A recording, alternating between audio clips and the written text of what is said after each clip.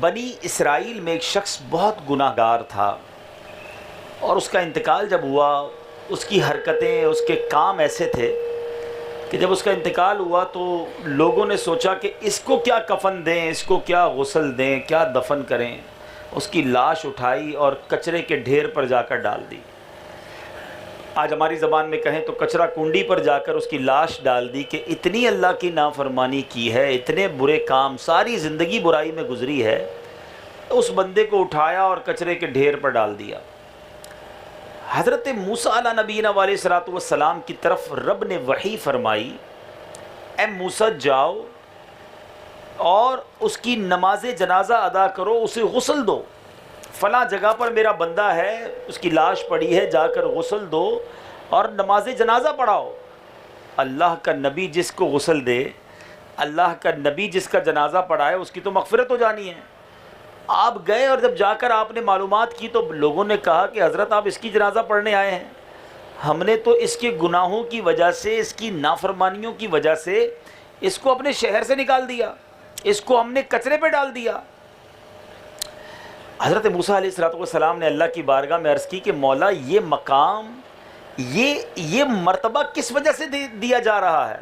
لوگ تو کہتے ہیں یہ بڑا گناہ گار، بڑی خطائیں، ساری زندگی تیری نافرمانی میں گزاری ہے، اور مالک تو نے مجھے حکم دیا کہ میں جا کر اس کا غسل کروں، اس کی نماز جنازہ پڑھاؤں۔ اللہ تعالیٰ نے فرمایا کہ اے موسیٰ بات صحیح ہے، ارشاد باری ہوا، بڑا گناہ گار تھا، بڑا خطا کار تھا، اس کی واقعی بہت سارے گناہ ہیں، لیکن ماجرا یہ ہے کہ ایک بار اس نے تورات کی تلاوت کر رہا تھا۔ جس طرح ہم مسلمانوں کے لیے قرآن ہے، حضرت موسیٰ کے دور میں جو لوگ تھے، حضرت موسیٰ کے جو امتی تھے، اس زمانے میں جو کتاب تھی وہ تورات تھی۔ تورات کی جب یہ تلاوت کر رہا تھا تو اس میں محمد صلی اللہ تعالی علیہ وسلم کا نام لکھا ہوا دیکھا۔ اے موسیٰ، اس گناہ گار نافرمان بندے نے جب اس نام کو دیکھا تو اس نام کو دیکھ کر نبی پاک پر درود بھیجا، اے موسیٰ اس لیے میں نے اس کو معاف فرما دیا۔ ایک روایت کے مطابق اس بندے کی عمر 200 سال تھی، 200 سال کے گناہ معاف کر دیے گئے، نافرمانیاں معاف کی، نام نامی، اسم گرامی، پیارے آقا کے نام کی محبت کی وجہ سے اور نبی پاک صلی اللہ تعالی علیہ وسلم پر درود پڑھنے کی وجہ سے۔ تو اے میرے میٹھے اسلامی بھائیوں، اب ہم سوچیں، جتنے اسلامی بھائی ہیں وہ یہ سوچیں کہ ہم درود پاک پڑھنے میں کتنی کوتاہی کرتے ہیں، ہم کتنا فضول باتوں میں وقت ضائع کرتے ہیں۔ آج پہلے تو یہ گاؤں گوٹ کے لوگ اتنے بیزی نہیں ہوتے تھے، اب آپ لوگوں کے ہاتھ میں بھی موبائل آ گیا ہے، انٹرنیٹ آ گیا ہے، تو گھنٹوں موبائل کے ساتھ گزرتے ہیں۔ جو نہیں دیکھنا وہ بھی دیکھ رہے ہیں، جو نہیں سننا وہ بھی سن رہے ہیں۔ اچھا خاصا نیک نمازی جس کے گھر میں نہ ٹی وی تھا، نہ فلم تھی، نہ گانے باجے تھے، اس انٹرنیٹ نے، اس موبائل نے ایک بٹن دبا کر نہ جانے کدھر کدھر پہنچا دیا۔ کوئی سوچ نہیں رہا کہ پیسے بھی میرے، بھائی موبائل بھی پیسوں سے خریدا نا، پیسے بھی میرے، انٹرنیٹ کا خرچہ بھی میرا، اور جہنم میں جانے کا سامان بھی میں ہی کر رہا ہوں۔ سوچئے میٹھے اسلامی بھائیو، یہ شیطان نے وہ کام کیا ہے ہمارے ساتھ کہ نہ چاہتے ہوئے یا چاہتے ہوئے دونوں صورتوں میں گناہ کرنا بڑا آسان ہو گیا۔ اب کسی کو یہ خیال نہیں آتا کہ یہ موبائل مجھے جنت میں لے جائے گا یا دوزخ میں لے جائے گا۔ اس کے اچھے استعمال ضرور ہیں، آپ کی دعوت اسلامی نے برائی کو روکنے کے لیے بڑے کام کیے۔ لوگ ٹی وی دیکھنے سے باز ہی نہیں آتے تھے، ان کو ٹی وی دیکھے بغیر نیند ہی نہیں آتی تھی، تو دعوت اسلامی نے کیا کیا کہ بھائی ٹی وی جو ہے وہ مدنی چینل لے آئے، چلو بھائی ٹی وی دیکھنا ہے تو مدنی چینل دیکھ لو۔ اب یہ انٹرنیٹ جب سے آیا، لوگ کہتے ہیں جناب انٹرنیٹ پہ جانے کا بڑا شوق ہے۔ اب جب انٹرنیٹ یوز ہی کرنا ہے تو دعوت اسلامی کی ویب سائٹ ہے، دعوت اسلامی کی اپلیکیشن ہے، لیکن ایسا ہوتا بہت کم ہے۔ لوگ یہ موبائل ہاتھ میں لیتے ہیں اور ایسا لگتا ہے گناہوں کا میٹر جاری ہو جاتا ہے۔ خدا را اپنی آخرت کی فکر کیجئے، اور درود پاک، یہ موبائل، یہ مصروفیات کہیں ہمیں درود سے دور نہ کر دیں، اللہ کے ذکر سے دور نہ کر دیں۔ میں ہاتھ نہیں اٹھواؤں گا، ماشاءاللہ اتنی بڑی پورا پنڈال بھرا ہوا ہے، لیکن کتنے ایسے اسلامی بھائی ہیں جنہوں نے اپنے آپ سے سب پوچھ لیں، کس نے 100 بار درود پاک پڑھا، کس نے 200 بار درود پاک پڑھا، کون ہے جس نے 313 بار آج درود پڑھ لیا؟ اپنے آپ سے پوچھیں۔ آج کا دن گزر گیا، شاید 20 بار موبائل دیکھا، شاید گھنٹوں موبائل کے ساتھ گزرے، لیکن درود پاک جو ہے وہ ہم نہ پڑھ سکے۔ ذرا سوچئے یہ کیسی زندگی ہم گزار رہے ہیں، یہ کیسی ہم لائف گزار رہے ہیں۔ اے میٹھے اسلامی بھائیوں، اپنی آخرت کی فکر کرتے ہوئے آج میں بھی نیت کروں، آپ بھی نیت کر لیں کہ انشاءاللہ اب روزانہ کثرت کے ساتھ درود پاک پڑھیں گے انشاءاللہ۔ اچھا، درود اتنا مشکل بھی نہیں ہے، میرے ساتھ مل کر پڑھیں، آپ دیکھیں کتنے آسان درود پاک ہیں۔ الصلاۃ والسلام علیک یا رسول اللہ، کتنا آسان درود پاک ہے۔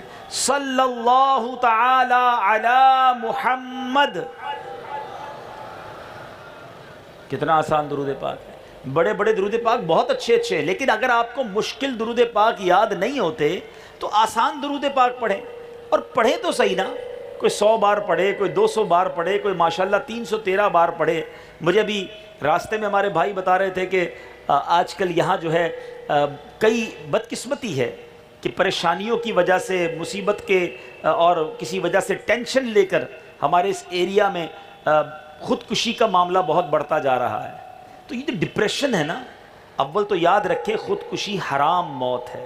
جو بندہ یہ سمجھتا ہے کہ میں اپنے آپ کو مار لوں گا تو میں مصیبت سے نکل جاؤں گا، یہ بڑی بے وقوفی ہے، بڑی مصیبت میں پھنس جائے گا۔ بلکہ روایتوں کا مضمون ہے کہ جو بندہ جس ہتھیار سے، جس چیز سے اپنے آپ کو مارتا ہے، قیامت تک اسی چیز سے اس کو عذاب دیا جاتا رہے گا، یعنی وہ بار بار یہ تکلیف اٹھائے گا۔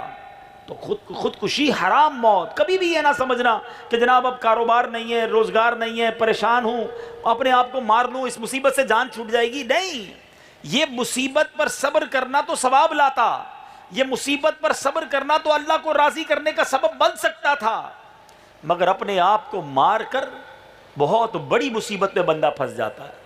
اگر آپ ڈپریشن سے نکلنا چاہتے ہیں، آپ جس کو احساس کمتری کہتے ہیں اس سے نکلنا چاہتے ہیں، ٹینشن سے نکلنا چاہتے ہیں، اپنے روزگار میں برکت چاہتے ہیں، واللہ میں آپ کو کہتا ہوں، آپ میرا یہ فارمولہ، بلکہ میرا کیا فارمولہ ہے، نبی پاک علیہ الصلوۃ والسلام نے ارشاد فرمایا جس کا مضمون ہے کہ جو شخص مصیبت میں ہو، پریشانی میں ہو، اس کو چاہیے مجھ پر کثرت سے درود پڑھے، درود پریشانیوں اور مصیبتوں کو لے جاتا ہے۔ تو آپ کی پریشانیاں دور ہو جائیں گی، آپ کی مصیبتیں دور ہو جائیں گی اگر آپ درود پڑھنے والے بن جائیں۔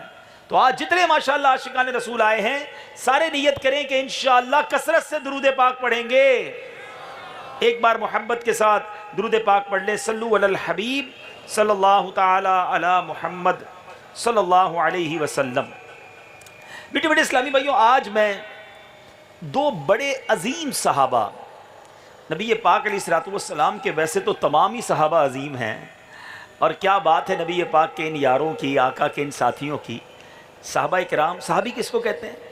صحابی وہ ہوتا ہے جس نے پیارے آقا علیہ الصلوۃ والسلام کا ایمان کی حالت میں پیارے آقا کی صحبت اٹھائی ہو اور ایمان پر ہی اس کا انتقال ہوا ہو، وہ صحابی ہے۔ اور صحابی کا مرتبہ یہ ہے کہ تمام صحابہ جنتی ہیں، ہر صحابی نبی جنتی، جنتی، سارے صحابہ جنتی ہیں۔ ایک بات۔ دوسری بات کہ دنیا میں کوئی کتنا بڑا ہی ولی کیوں نہ بن جائے، غوث بن جائے، قطب بن جائے، ولیوں کا سردار بن جائے، وہ کسی صحابی کے مرتبے کو نہیں پہنچ سکتا۔ ایسے بھی کئی صحابہ ہیں جنہوں نے نمازیں بہت زیادہ نہیں پڑھی، روزے زیادہ نہیں رکھے، صدقہ و خیرات نہیں کر سکے، حج بھی نہیں کر سکے۔ ایسا کیسے ہوا؟ مثال کے طور پہ ایسے بھی صحابہ ہیں کہ جنہوں نے نبی پاک علیہ الصلوۃ والسلام پر ایمان لائے، ایمان لاتے ہی غزوے میں شرکت کی اور شہید ہو گئے، ٹائم ہی نہیں ملا عبادت کرنے کا، لیکن چونکہ نبی پاک کو دیکھ لیا، آقا کا دیدار کیا، ایمان پر چلے گئے، دنیا کے سارے ولیوں سے بڑا مرتبہ حاصل کر گئے۔ یہ شان ہے میرے آقا کی کہ جس نے جلوہ جانا کو دیکھا، ایمان کی حالت میں آقا کی صحبت اٹھائی، اللہ نے وہ مرتبہ دے دیا کہ جو آج دنیا کا کوئی بندہ نہیں پا سکتا۔ یہ صحابہ، پیارے آقا فرماتے ہیں اصحابی کالنجوم، میرے صحابہ ستاروں کی مانند ہیں، فبأیہم اقتدیتم اہتدیتم، ان میں سے جس کی بھی اقتدا کرو گے، جس کو بھی فالو کرو گے، کامیاب ہو جاؤ گے۔ تو اللہ تعالیٰ مجھے اور آپ کو صحابہ کی غلامی نصیب فرمائے، صحابہ اور اہل بیت سے سچا پیار عطا فرمائے۔ ہمیں اہل بیت سے بھی پیار ہے، ہمیں صحابہ سے بھی پیار ہے، اور انشاءاللہ اپنا بیڑا پار ہے انشاءاللہ۔ تو اب دو صحابہ، کیونکہ آج جو میرا ٹاپک ہے، موضوع ہے، ان دو صحابہ کی سیرت ہمیں بہت کچھ سکھاتی ہے۔ ایک تو ایسے صحابی ہیں میٹھے اسلامی بھائیوں جنہوں نے بڑی مشکل سے، بڑی ڈیفیکلٹی سے، بڑی کوششوں سے پیارے آقا علیہ الصلوۃ والسلام کو گویا تلاش کیا اور آپ ایمان لائے۔ یہ ایک ہی صحابی ایسے ہیں۔ معاملہ کیا تھا کہ یہ اصفہان ایران کے رہنے والے تھے، اپنے آباء و اجداد کا جو دین تھا اس سے بیزار تھے، بت پرستی سے بیزار تھے، حق کی تلاش میں تھے۔ ایک راہب نے بتایا کہ دیکھو آخری نبی کے آنے کا وقت قریب ہو گیا ہے، ان کے ظہور کا وقت قریب ہے جو دین ابراہیمی پر ہوں گے، اس مقام کی جانب ہجرت کریں گے جو دو پہاڑوں کے درمیان ہوگا اور وہاں کھجوروں کے درخت بڑی کثرت سے پائے جائیں گے۔ گویا مدینے کا نقشہ وہ راہب بتا رہا تھا کہ ایسی بستی میں جائیں گے جو پہاڑوں کے درمیان اور کھجوروں کے درخت ہوں گے، ان کے دونوں کاندھوں کے درمیان مہر نبوت ہوگی، وہ ہدیہ گفٹ تو قبول کریں گے، صدقہ نہیں کھائیں گے۔ وہ راہب جو تھا، جو ایک عبادت گزار بندہ تھا، اس نے نشانیاں تو بتا دی، اس کا انتقال ہو گیا۔ اب آپ نے کیا کیا کہ ایک قافلے اختیار کیا کہ چلیں کسی اور علاقے کی طرف چلتے ہیں۔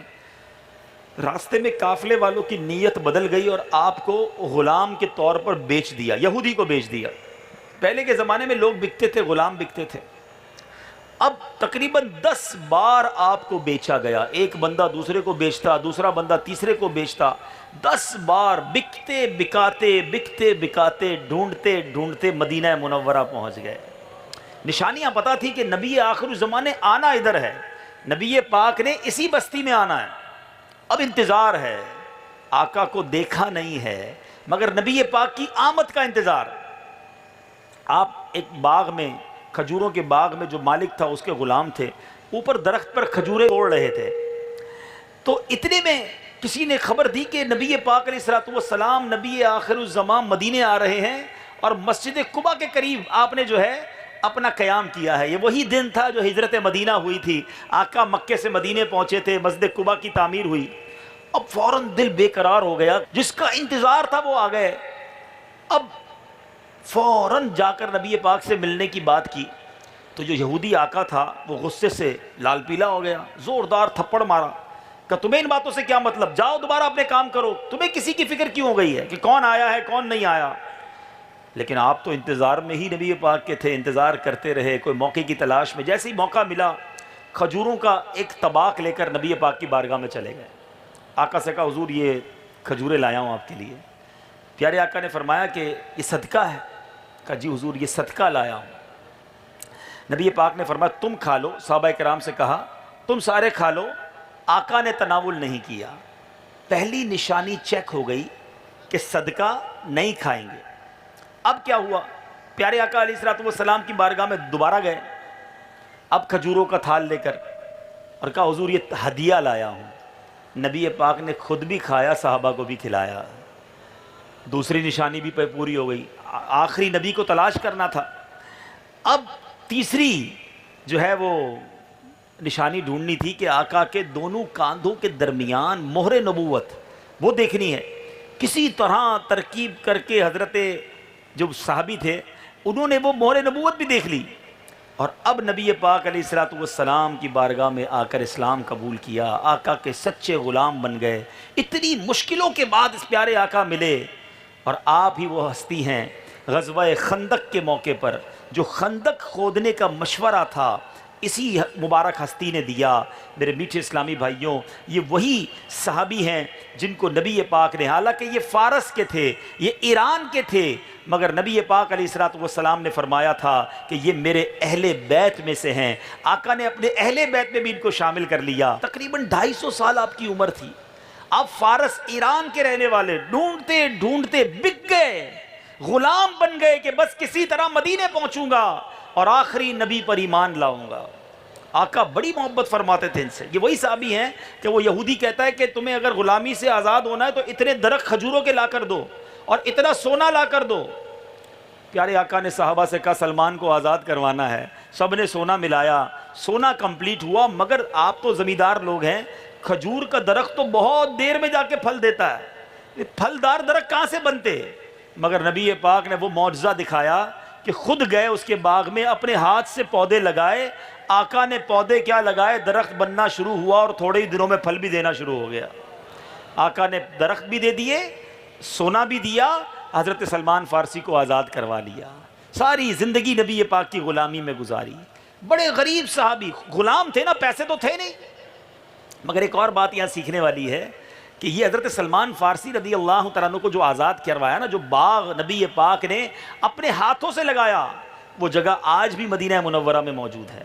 اب وہ باغ تو نہیں رہا، مگر جو میرے بزرگ ہیں، اور اگر آج سے کوئی 15-20 سال پہلے مدینے گیا ہو تو اس نے وہ سلمان فارسی رضی اللہ تعالیٰ عنہ کا باغ دیکھا ہوگا۔ الحمدللہ مجھے بھی اس باغ کو دیکھنے کی سعادت ملی ہے جس کے درختوں کو نبی پاک نے اپنے ہاتھوں سے لگایا تھا، وہ آج بھی موجود تھا، اب کچھ سالوں پہلے ختم کر دیا گیا۔ تو بہرحال میرے میٹھے اسلامی بھائیوں، سمجھنا یہ ہے، غربت تھی، تکلیف تھی، ظلم تھا، مارا جاتا تھا، مگر ایمان کے لیے سب قربانیاں دی صحابہ نے، آقا کے لیے وطن چھوڑا۔ شکوہ نہیں تھا، کمپلین نہیں تھی کہ یا اللہ ہم تو ایمان والے، پیسے کہاں ہیں، ہم ایمان والے، کھانے کو کچھ نہیں، ہم نے تیرے دین کی خدمت کی مگر گھر بار بھی نہیں۔ مدنی چینل کے ناظرین کو ایک اور عظیم صحابی، کون نہیں جانتا ان کو، ہیں ان صحابی کے بارے میں کیا بتاؤں، سب سے زیادہ حدیثیں اگر نبی پاک کی کسی صحابی نے روایت کی ہے نا تو وہ ہیں سیدنا ابو ہریرہ رضی اللہ تعالیٰ عنہ۔ آج حضرت ابو ہریرہ کے بارے میں بھی کچھ جان لو۔ حضرت ابو ہریرہ وہ جلیل القدر صحابی ہیں جو سن 7 ہجری فتح خیبر کے سال ایمان کی دولت سے مشرف ہوئے۔ ابو ہریرہ آپ کا نام نہیں ہے، ایک روایت کے مطابق آپ کا نام عبد الرحمن بن صخر دوسی تمیمی ہے۔ ابو ہریرہ کا مطلب کیا ہے؟ بلی والا۔ ایک بار نبی پاک نے حضرت ابو ہریرہ کے پاس ایک بلی دیکھی چھوٹی سی، تو آپ نے فرمایا یا ابا ہریرہ، اے چھوٹی بلی والے۔ بس نبی پاک کی زبان سے نکلنا تھا، آپ کی یہ کنیت ہی مشہور ہو گئی، آپ کا یہ نام اتنا مشہور ہوا کہ آج رہتی دنیا انہیں ابو ہریرہ کہتی ہے، ان کا نام عبد الرحمن شاید کسی کو بھی نہیں پتا۔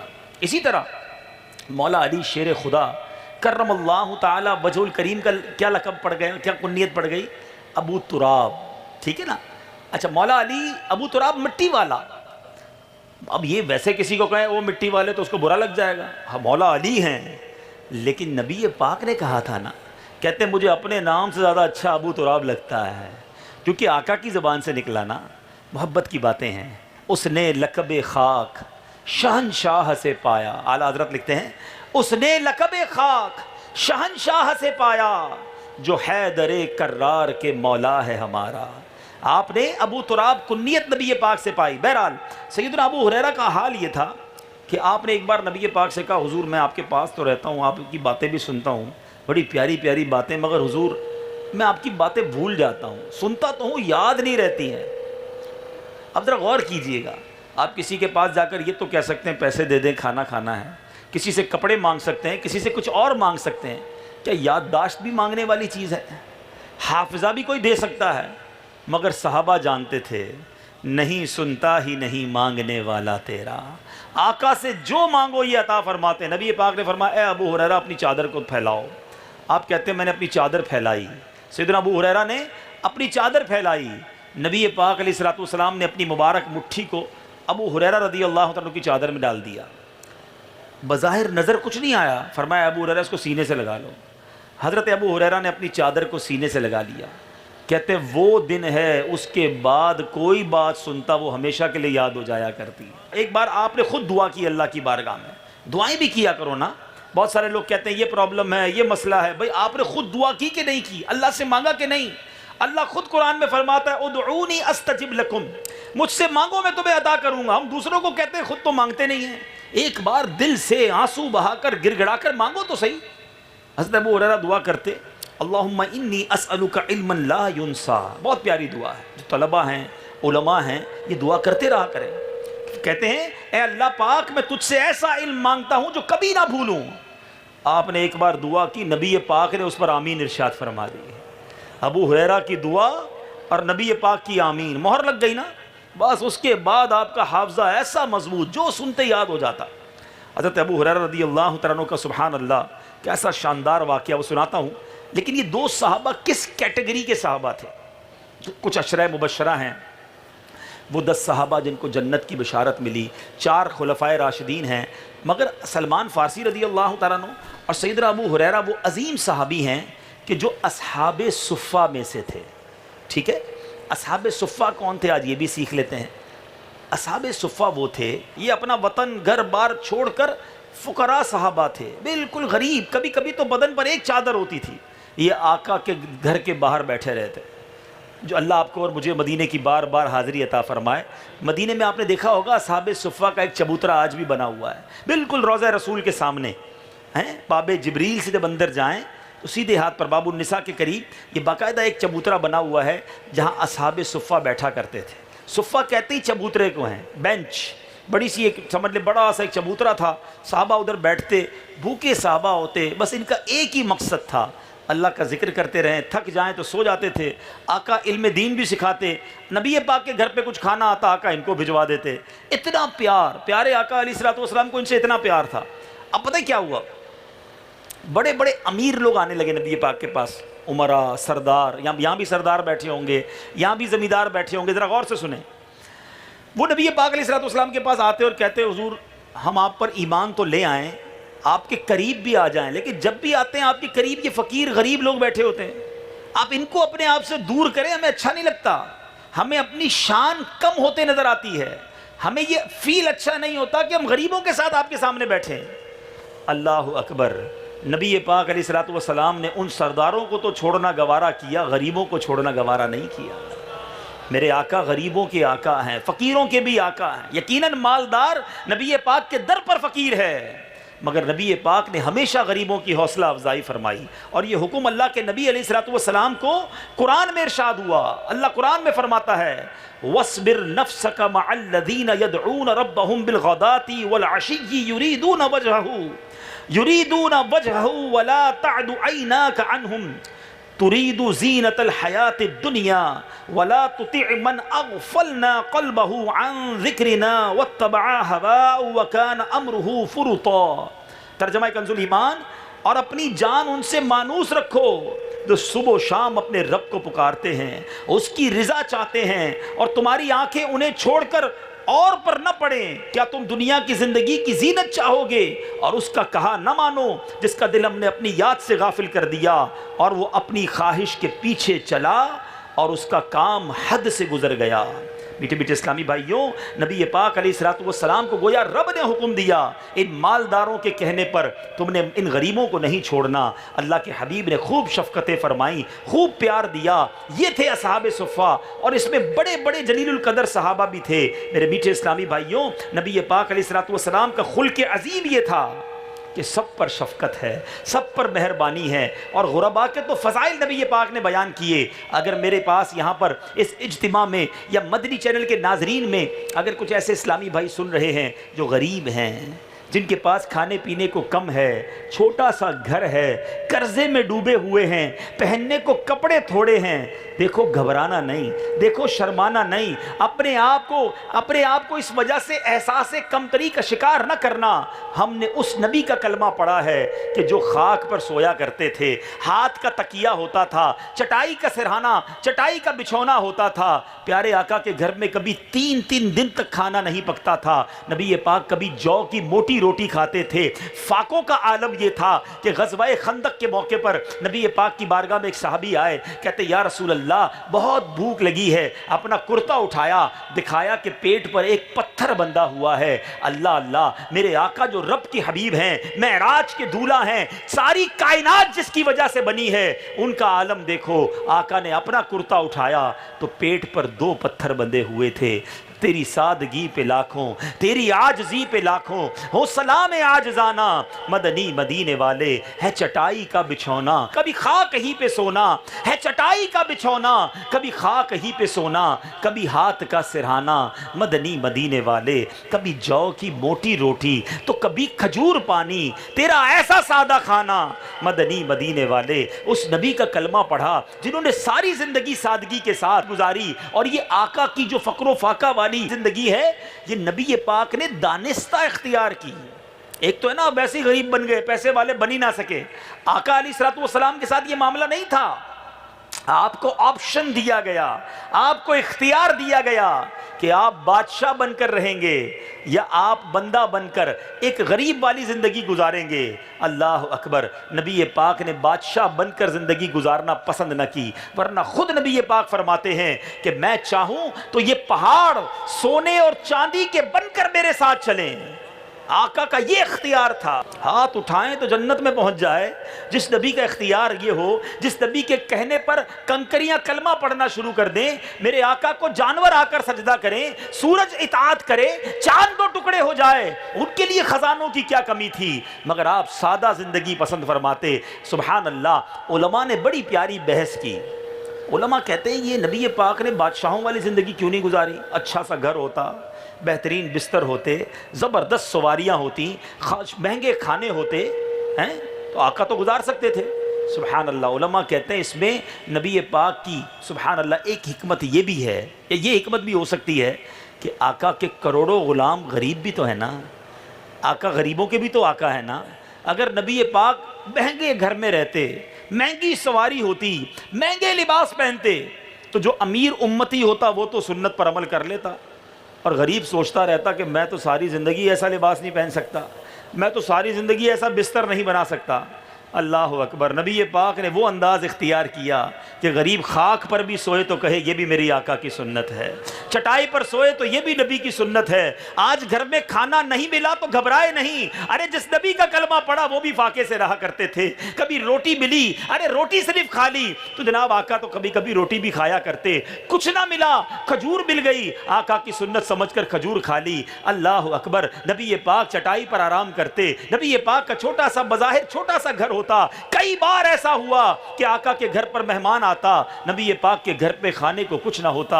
آقا صحابہ سے کہتے اس کو لے جاؤ اور اپنے گھر پر کھلاؤ. یہ ان تمام لوگوں کے لیے ڈھارس ہے، یہ ان تمام لوگوں کے لیے تسلی ہے جن کو دنیا میں تھوڑا ملا ہے. مگر پرابلم یہ ہے اگر دنیا میں کمی ہوتی ہے، ہمارے مال میں کمی ہوتی ہے، ہماری جناب اسباب میں کمی ہوتی ہے، تو صبر ساتھ نہیں آتا، شکوے ہوتے ہیں، شکایات ہوتی ہیں. جیسا مجھے بتایا گیا کہ جناب اب تو خودکشیاں ہونے لگی ہیں. اللہ کے بندوں یہ بے صبری ہے، یہ ناشکری ہے. ٹھیک ہے مال تھوڑا ہے، ٹھیک ہے گھر کرائے کا ہے، ٹھیک ہے تمہارے پاس گاڑی نہیں ہے، مگر اب بھی تم بہت امیر ہو، اب بھی تم بڑے خوشحال ہو، اب بھی تم ایسی زندگی گزار رہے ہو جیسی زندگی گزارنے کا لوگ خواب دیکھ رہے ہیں. اب ہو سکتا ہے کوئی بھائی میرا کہے کہ یار یہ کیسی بات کر رہے ہیں مولانا صاحب، میں بے روزگار ہوں، قرضے میں ڈوبا ہوں، ہیں جناب، گھر بھی اپنا نہیں ہے، سواری کو سواری بھی نہیں ہے، پھر خوشحال کیسے ہو گیا، پھر امیر کیسے ہو گیا؟ ایسا ہی ایک بندہ ایک بزرگ کے پاس گیا، کہتا ہے حضور اللہ نے مجھے کچھ دیا ہی نہیں ہے، بالکل غریب کنگال، فلاں کو اتنا مل گیا، فلاں کو اتنا مل گیا. ابھی بھی ایسی باتیں کرتے ہیں نا، اس کو دیکھو گاڑی بھی ہے، اس کو دیکھو بنگلہ بھی ہے، میرے پاس کچھ نہیں ہے. سنو، ایک شخص گیا بزرگ کے پاس، کہتا ہے حضور کچھ بھی نہیں ہے. اور بزرگ نے کہا اچھا کچھ بھی نہیں ہے؟ بولا اللہ نے کچھ بھی نہیں دیا مجھے. اچھا کچھ بھی نہیں دیا؟ چلو ایسا کرو ایک آنکھ دے دو، 10 لاکھ روپے لے لو. کہتا حضرت آنکھ دے دوں گا تو پھر تو اندھا ہو جاؤں گا. کہا اچھا ایک کان دے، 2 کان ہے نا، ایک کان دے دو 10 لاکھ روپے لے لو. ایک کان دے دوں گا تو کیسے زندگی گزاروں گا؟ اچھا 2 ہاتھ ہے، ایک ہاتھ دے دو 10 لاکھ روپے لے لو. کہتا حضرت بغیر ہاتھ کے کیسے جیوں گا؟ کہا اچھا ایک پیر، 2 پیر ہے نا، ایک پیر دے دو 10 لاکھ روپے لے لو. وہ بزرگ گنواتے گئے، وہ منع کرتا گیا، وہ بتاتے گئے یہ دے دو یہ دے دو، زندہ رہو گے پھر بھی تھوڑی سی معذوری ہو جائے گی، 10 لاکھ روپے مل جائیں گے. وہ منع کرتا گیا. آخر میں بزرگ کہتے ہیں کمال کے آدمی ہو، کہتے اللہ نے کچھ نہیں دیا، لاکھوں کروڑوں کی پراپرٹی لے کے گھوم رہے ہو. بات آئی سمجھ میں؟ پیر ہی نہ ہوتے اور کروڑوں روپے ہوتے تو کیا کرتے؟ زبان ہی نہ ہوتی اور لاکھوں روپے ہوتے تو کیا کرتے؟ کبھی گونگے کو بات کرتے دیکھا ہے؟ اشارے کر کر کے تھک جاتا ہے، پھر بھی اپنی بات نہیں سمجھاتا. لوگ ہنستے ہیں اس کی باتوں پر. اللہ نے مجھے اور آپ کو زبان دی ہے، جب چاہیں جتنی چاہیں جیسے چاہیں بات کر سکتے ہیں. سچ بتاؤ ہونا کیا چاہیے تھا؟ یہ زبان گناہ کرتی ہے، اللہ کا ذکر کرتی، نبی پر درود پڑھتی صلی اللہ تعالیٰ علیہ وسلم، سچ بولتی. زبان اللہ نے دی مگر یہی زبان اللہ کی نافرمانی میں خرچ ہو رہی ہے. ہم سے گالیاں بلوا لو، ہم سے جھوٹ بلوا لو، غیبت دبا کے کرتے ہیں. اس کی دل آزاری، اس کا دل توڑنا، یہ سب زبان سے ہو رہا ہے. اس لیے زبان دی تھی اللہ نے. اللہ کے بندو اسی زبان سے اللہ کا شکر ادا کرنا تھا. مگر آج تھوڑے پیسے کم، تھوڑی نوکری کم، تھوڑی مشکل آئی اور زبان جناب اللہ کی ناشکری میں لگ گئی. وہ لوگ جن کو مال نہیں ملا وہ بھی صبر کریں، اللہ کے شاکر بندے بن کر رہو. اور جن کو اللہ نے دیا ہے ان کا عجب انداز ہے، وہ تو غریبوں کو خاطر ہی نہیں لاتے ہیں. ان کے پاس تو ہے ہی کچھ نہیں. ہم غلام، ہم آقا، ہم مالک، ہم وڈیرے، ہم چودھری. سوچو آج جو کچھ ہے آپ، یہ اللہ نے آپ کو دیا ہے. کبھی یہ مت سوچنا یہ میرا ہے. خدا کی قسم اگر کوئی تمہارے دروازے پر آ کر تم سے مدد مانگتا ہے اور اگر آپ اس کی مدد کر رہے ہیں تو کبھی احسان نہ جتانا، اللہ کا شکر ادا کرنا کہ مالک تیری مہربانی، تو نے دینے والا بنایا، مانگنے والا نہیں بنایا. آج میرے دروازے پر جو آ کر یہ کہہ رہا ہے کہ میرا بچہ بیمار ہے، ہاسپٹل میں ہے، پیسے نہیں ہیں دینے کو، وہ میں بھی ہو سکتا تھا. میں بھی کسی کے دروازے پر کھڑا ہوتا کہ دوائی کے پیسے نہیں صاحب، دوائی کے پیسے دے دو. ایسا میں نے کون سا عمل کر لیا، ایسی کون سی نیکی کی ہے کہ لوگ مجھ سے لینے آتے اور میں لوگوں کو دیتا ہوں؟ میں نے ایسا کیا کمال کیا؟ کوئی کمال نہیں ہے، فقط اللہ کی مہربانی ہے کہ اس نے مجھے دینے والا بنایا ہے. دیتے ہو اور احسان جتاتے ہو، لوگوں کو دھتکارتے ہو، لوگوں کو ڈانٹتے ہو، لوگوں کو کہتے ہو جاؤ ادھر سے. نہیں میرے میٹھے اسلامی بھائیو، کسی کا دل نہ توڑیے گا. اللہ نے مال دیا ہو، اللہ نے عزت دی ہو، اللہ نے طاقت دی ہو، اللہ نے کوئی آپ کو مرتبہ دیا ہی رب نے دیا ہے. وہ جب چاہے واپس لے لے گا.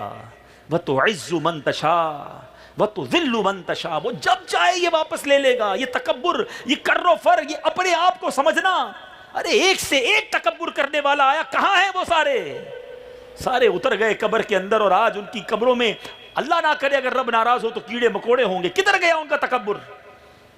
اگر اللہ نے مجھے اور آپ کو کوئی اختیار دیا ہے تو مدد کریں لوگوں کی، لوگوں کے ساتھ بھلا کریں. اور اصحاب صفہ سبحان اللہ، ان کی زبان پر شکوہ ہی نہیں تھا، یہ راضی رہتے تھے.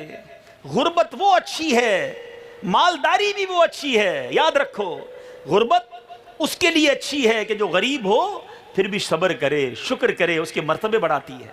مالداری بھی وہ اچھی ہے. ہر مال نعمت نہیں ہے، یاد رکھیے گا. لوگ سمجھتے ہیں اللہ نے بڑا کرم کیا ہے، مجھے بہت مال دیا ہے. بے شک اللہ کا کرم ہے، لیکن یہ کرم جب رہے گا جب یہ مال تمہیں اللہ کے قریب کرے گا. پیسہ آتا گیا اور میں رب سے دور ہوتا گیا، عزت ملتی گئی اور میں اللہ کی بارگاہ میں نافرمانی کرنے والا بنتا گیا، تو یہ کوئی فائدہ نہیں اس عزت کا. مزہ یہ ہے کہ رب عطائیں بڑھائے، میں رب کی طرف بارگاہ میں سجدے بڑھاؤں. اللہ نعمتیں بڑھائے، میں صدقے بڑھاؤں. لیکن عجیب ماجرا ہے ناظرین، ہو کیا رہا ہے؟ اللہ عطائیں بڑھاتا ہے، بندہ خطائیں بڑھاتا ہے. جو دینے والا ہے اسی کو ناراض کرنے میں لگ رہے ہیں. ایسا نہ کرو. اللہ نے جن کو دیا ہے وہ شکر کریں، جن کے پاس نہیں ہے وہ صبر کریں. یہی مومن کی پہچان ہے. یہ کبھی کے دن بڑھے، کبھی کی راتیں بڑھی، کبھی مشکل آئے گی، کبھی آسانی آئے گی. یہ زندگی امتحان کے درمیان ہی گزرے گی. ساری زندگی کوئی خوشحال نہیں رہتا. کبھی صحت رہتی ہے، کبھی بیماری ہو جاتی ہے، کبھی مالداری رہتی ہے، کبھی پرابلم آ جاتی ہے، کبھی عزت رہتی ہے، کبھی کوئی ایسی بات ہو جاتی ہے کہ جناب لوگ مخالف ہو جاتے ہیں. صبر کا دامن تھامے رہیں، اللہ کی رضا پر راضی رہیں، رب کی بارگاہ میں رجوع لاتے رہیں. زبان سے شکوہ نہ کریں. بعض اوقات تو بدقسمتی یہ ہو جاتی ہے کہ جب بندے پر کوئی مصیبت آئے نا، گھر میں میت ہو جائے، اللہ نہ کرے کسی کا ایکسیڈنٹ ہو جائے، کسی کا کاروبار تباہ ہو جائے، کسی کی فصل تباہ ہو جائے، اب کیا کرتے ہیں؟ معاذ اللہ ایسے جملے بول دیتے ہیں جو کفر پر مبنی ہوتے ہیں. اللہ نے بہت ظلم کر دیا، میرا ہی گھر نظر آیا تھا، میری ہی فصل تباہ ہونی تھی، میرا ہی جوان بیٹا دیکھا. اب بتائیے جس نے رب کو ظالم کہا معاذ اللہ، وہ مسلمان کدھر سے رہا؟ پتا چلا بچے کا انتقال، فصل کا برباد ہونا، مال میں نقصان ہونا ایک مصیبت ضرور تھی، مگر اس پر ایسے جملے کہہ دیے کہ ایمان چلا گیا جو اس سے بڑی مصیبت ہے. تو خدارا صبر کا دامن نہ چھوڑیں. میرے آقا مدینے والے مصطفیٰ صلی اللہ تعالیٰ علیہ وسلم کیسی فضیلت بیان کرتے. سنو، ایسے فاقے ہم میں سے کسی نے نہیں اٹھائے. سیدنا ابو ہریرہ رضی اللہ تعالیٰ کہتے ہیں کہ میں بھوک کے مارے، کبھی کبھی اتنا بھوک کے مارے پریشان ہوتا کہ میں بے ہوش ہو جاتا، آقا کے گھر کے باہر گر جاتا بے ہوش ہو کر، میرا پیٹ سے لگ جاتا، کتنے دن گزر جاتے کھانا نہ کھایا ہوتا. بلکہ لوگ میری گردن پر پیر رکھ کے گزرتے، سمجھتے اس کو مرگی کا دورہ پڑا ہے. مگر میں بھوک کے مارے ایسا ہوتا. کہتے ایک دن ایسا ہی تھا, بڑی بھوک, بالکل کئی دن سے کچھ نہیں کھایا تھا. میں نبی پاک کے دروازے کے باہر بیٹھا تھا کہ کوئی تو گزرے گا اور دیکھ کر میری حالت دیکھ کر مجھے کھانا کھلا دے گا. کہتے سیدنا ابوبکر صدیق رضی اللہ تعالیٰ عنہ قریب سے گزرے. میں کھڑا ہو گیا. خودداری بھی تو تھی نا, ہماری طرح ہمارے لوگ تھوڑی سی مصیبت میں آ جائیں سب کو میسج کرتے ہیں, مدد کر دیں, خط لکھتے ہیں ہماری ہیلپ کر دیں, قرضہ اتار دیں. اللہ سے مانگو, لوگوں سے نہ مانگو. ہر بار لوگوں کے بارے میں لوگوں کے سامنے ہاتھ پھیلانا یہ اللہ کو سخت ناپسندیدہ ہے. حدیثوں میں سے آگ کا انگارہ کہا گیا. تھوڑی تھوڑی بات پر جو مانگنے نکل جاتے ہیں وہ بھی سوچیں. حضرت ابو ہریرہ کہتے بھوک سے برا حال تھا, ایک دانہ نہیں, گھر نہیں, کچھ بھی نہیں. حضرت ابوبکر صدیق سامنے سے گزرے, میں کھڑا ہو گیا اور جا کے ان سے شرعی مسئلہ پوچھا. یہ نہیں کہ حضرت بھوک لگی ہے کھانا کھلا دیں, کچھ بھی نہیں ہے پیسے دے دیں, نہیں, یہ خودداری ہونی چاہیے. حضرت ابوبکر صدیق نے مسئلہ بتایا اور آگے چلے گئے. وہ پہچان نہ سکے کہ حضرت ابو ہریرہ چاہتے کیا ہیں. کہتے پھر بیٹھ گیا. اب نبی پاک علیہ الصلوۃ والسلام گزرے. آقا تو آقا ہے نا, دلوں کے حال جاننے والے ہیں. نبی پاک جب گزرے تو پیارے آقا نے فرمایا اے ابو ہریرہ میرے ساتھ چلو. مسکرائے اور مجھے اپنے گھر لے گئے. سمجھ گئے کہ بھوک سے برا حال ہے. گھر پہنچے, اپنے گھر میں پوچھا کہ کچھ کھانے کو ہے. سوچئے آقا کا گھر ہے. گھر والوں نے کہا حضور کھانے کو تو کچھ نہیں ہے, ابھی ابھی ایک صحابی دودھ کا پیالہ تحفے میں دے کر گئے. ایک پیالہ دودھ کا ہے آقا کے گھر میں. آج ہمارے باورچی خانے میں اناج پڑا ہوا ہے. آج ہم اپنی کبٹ کھولیں, اپنی دراز کھولیں تو کپڑے موجود ہیں, جیب میں ہاتھ ڈالیں تو کچھ نہ کچھ پیسے ہیں, کئیوں کے تو بینک میں بھی پیسے ہیں. پھر بھی شکوہ ہے, پھر بھی شکایت ہے, پھر بھی اللہ کی بارگاہ میں شکر نہیں ہے. اللہ کے حبیب ہیں, گھر میں ایک پیالہ دودھ کا ہے, وہ بھی تھوڑی دیر پہلے آیا. نبی پاک فرماتے ہیں اے ابو ہریرہ ایسا کرو اصحاب صفہ کو لے آؤ, سب کو لے آؤ. حضرت ابو ہریرہ کہتے ہیں میرا بھوک سے برا حال, ایک دودھ کا پیالہ, 70 صحابہ ہیں, ان کو لے کر آؤں گا مجھے کیا ملے گا. اب نبی پاک کا حکم بھی تھا, آپ گئے جا کے سب کو بلا کر آئے. سارے آ گئے. آقا نے فرمایا ابو ہریرہ پیالہ اٹھاؤ سب کو پلاؤ. اب جس کو بھوک لگی ہو اسی کو آپ کہیں کہ تم نے سب کو کھلانا ہے, یہ اور مشکل معاملہ ہے. کہتے میں نے سوچا یہ ایک پیالہ تو ایک ہی صحابی پی جائیں گے, مجھے کیا ملنا ہے. لیکن نبی پاک کا حکم تھا. میں پہلے کے پاس گیا, ان کو دیا. بھوک ان کو بھی بڑی لگی تھی, پیٹ بھر کے دودھ پیا. پیالہ ویسے کا ویسے ہی بھرا ہوا. میں نے دوسرے کو دیا, انہوں نے پیا. میں نے تیسرے کو دیا. ایک ایک کر کے 70 صحابہ نے دودھ پیا. پیالہ ویسے کا ویسے ہی بھرا ہوا ہے. ایک پیالہ ہے, 70 صحابہ نے دودھ پی لیا اور پیٹ بھر کے پی لیا. اب نبی پاک کے پاس میں پیالہ لے کر آیا. آقا نے پیالہ دیکھا, مجھے دیکھا, مسکرائے, کہا اے ابو ہریرہ اب تم رہ گئے اور میں رہ گیا ہوں, ابو ہریرہ دودھ پیو. کہتے واقعی بڑی بھوک تھی. وہ پنجابی وچ کہتے نا رچ کے, کہتے میں نے رچ کے دودھ پیا, پیٹ بھر کے دودھ پیا, پورا پی لیا. آقا سے کہا جی آقا. فرمایا اور پیو. میں نے پھر منہ لگایا, دوبارہ پیا. آقا کو پھر پیالہ پیش کیا. آقا نے کہا ابو ہریرہ اور پیو. کہتے واقعی بڑی بھوک تھی, تیسری بار بھی پیا. بڑے دنوں بعد دودھ ملا تھا. اب جب 3 بار پی لیا, آقا سے عرض کی حضور یہ لیجئے. آقا نے فرمایا اور پیو. کہتے حضور اب جگہ نہیں ہے, اب بالکل فل. اب نبی پاک نے وہ پیالہ لیا, بسم اللہ شریف پڑھی اور میرے آقا نے وہ دودھ پیا اور سارا دودھ نبی پاک نوش فرما گئے. دودھ ختم کہاں جا کر ہوا, جب آقا کے ہاتھ میں پیالہ آیا. ابو ہریرہ کو جب پیالہ دیا رضی اللہ تعالیٰ عنہ, 70 صحابہ نے دودھ پیا, دودھ کم نہ ہوا. یہ میرے آقا کا معجزہ ہے. سیدی اعلیٰ حضرت اسی موقع کے بارے میں کہتے ہیں نا, کیوں جناب ابو ہریرہ, اعلیٰ حضرت پوچھ رہے ہیں حضرت ابو ہریرہ سے بتاؤ تو صحیح وہ دودھ کا پیالہ کیسا تھا. کیوں جناب ابو ہریرہ تھا وہ کیسا جام شیر جس سے 70 صاحبوں کا دودھ سے منہ پھر گیا. 70 صحابہ نے دودھ پیا اور پیٹ بھر گیا. تو اے میرے بیٹھے اسلامی بھائیوں, یہ لائف سٹائل تھا صحابہ کا, یہ زندگی تھی صحابہ کرام کی. ایک طرف نبی پاک کا غریب صحابہ سے برتاؤ, یہ ہمارے جو امیر صاحبان بیٹھے ہیں ان کے لیے ہے. اور جو غریب صحابہ زندگی گزارتے تھے، یہ انداز ہمارے غریب اسلامی بھائیوں کے لیے ہے کہ ہمیں صبر کے ساتھ، شکر کے ساتھ اللہ کی رضا پر راضی رہ کر زندگی گزارنی ہے۔ اب آؤ آخر میں یہ بتا دوں کہ جو غریب بھی ہو، اللہ کی رضا پر راضی بھی رہے، اس کو ملنا کیا ہے؟ اللہ اللہ۔ اب سنو، ایمان تازہ ہو جائے گا، نبی پاک علیہ الصلوۃ والسلام کے فرمان سنو گے تو طبیعت خوش ہو جائے گی۔ اللہ کے حبیب علیہ الصلوۃ والسلام نے غریب صحابہ کے لیے کیسے کیسے ارشادات فرمائے کہ آج بھی سنتے ہیں تو ایسا لگتا ہے کہ یہ واقعی فائدے میں ہیں۔ حدیث قدسی ہے، اللہ فرماتا ہے جب میں اپنے بندوں میں سے کسی مومن بندے کو مصیبت میں مبتلا کروں، اے وہ اسلامی بھائیوں جو بیمار ہو، مصیبت میں ہو، پریشانی میں ہو، غور سے سنو۔ اللہ فرماتا ہے جب میں اپنے کسی مومن بندے کو مصیبت میں مبتلا کروں اور وہ اس مصیبت پر شکر ادا کرے تو اے فرشتوں اس کے لیے وہی اجر لکھا کرو جو تم اس کی تندرستی کی حالت میں لکھا کرتے تھے۔ جب وہ صحت مند تھا اور عبادت کرتا تھا، اب نہیں کر پا رہا تو اے فرشتوں اس کو وہی اجر عطا کر دینا۔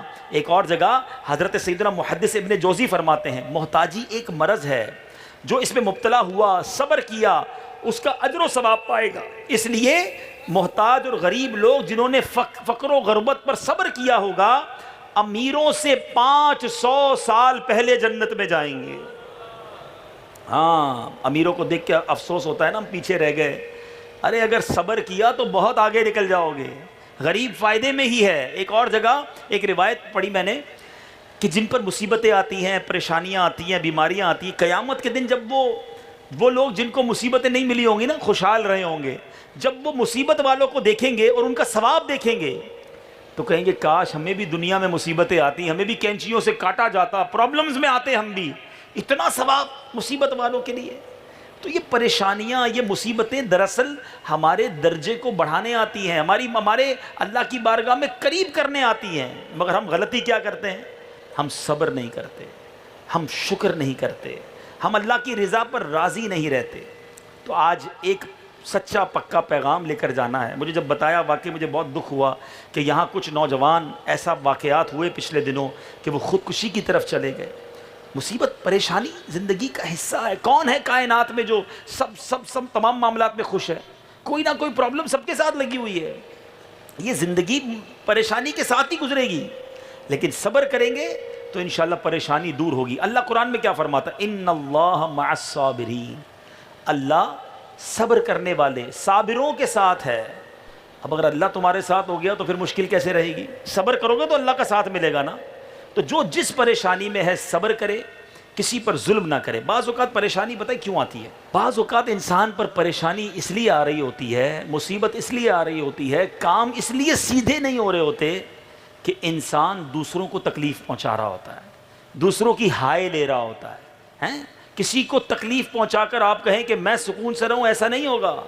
دوسروں کا بھلا چاہو گے اللہ تمہارا بھی بھلا کر دے گا، دوسروں کی خیر چاہو گے اللہ تمہاری بھی خیر کر دے گا۔ جو دوسروں کے بارے میں نیگیٹو سوچتا ہے نا، یار اس کی بدنامی ہو جائے، اس کی کوئی ایپ پتہ چل جائے۔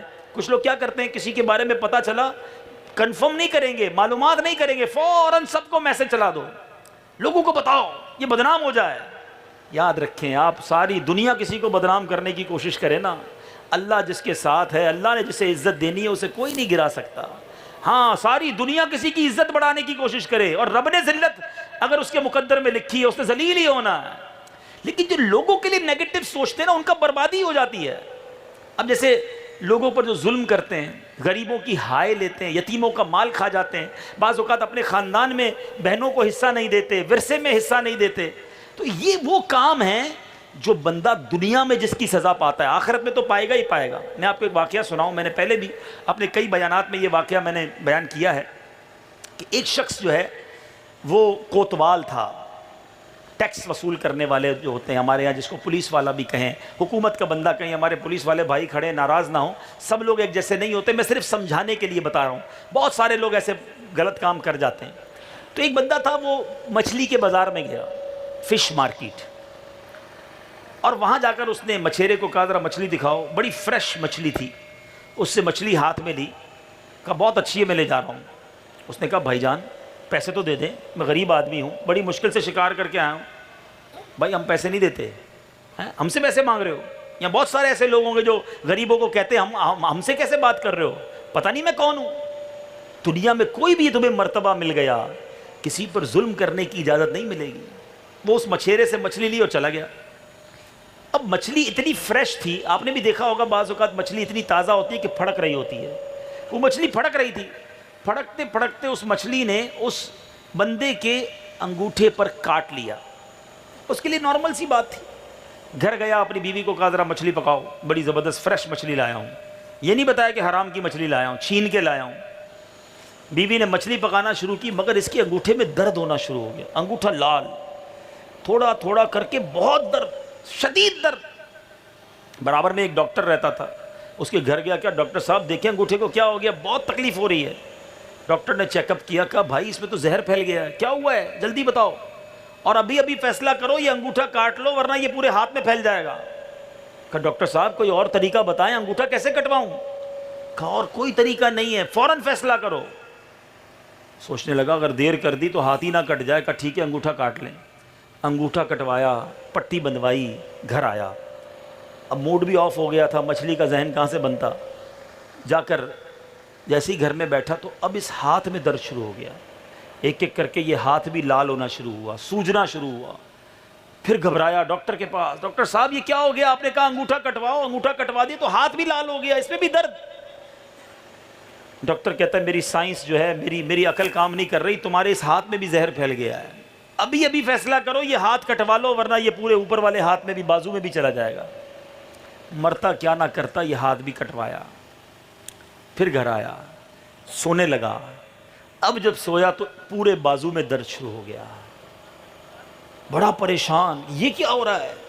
اب اس کا دوست ایک تھا جو دیکھ رہا تھا اس کو نا، کہتا یار ایک بات بتاؤ، کوئی نیا واقعہ ہوا ہے کیا آج تم نے کوئی حرکت تو نہیں کی؟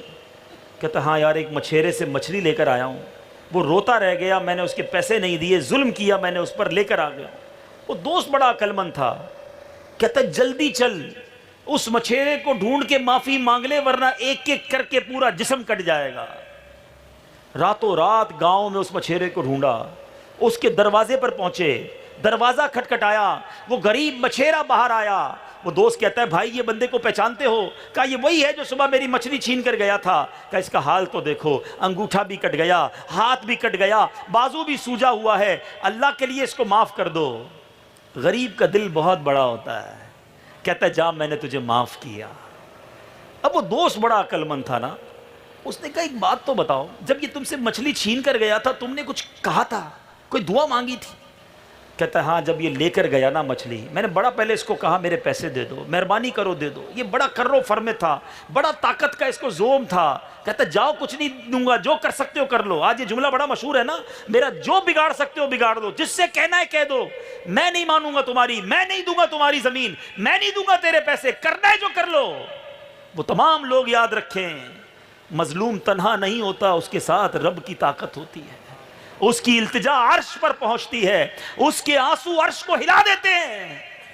وہ کہتا ہے جب یہ میری مچھلی لے کر گیا میں نے اللہ سے دعا کی، یا اللہ میں کمزور ہوں، تو طاقتور ہے، اب میرا بدلہ تو نے لینا ہے، میرے بچوں کا رزق لے کر گیا ہے مالک، اب تو نے اپنی قدرت کا نظارہ دکھانا ہے۔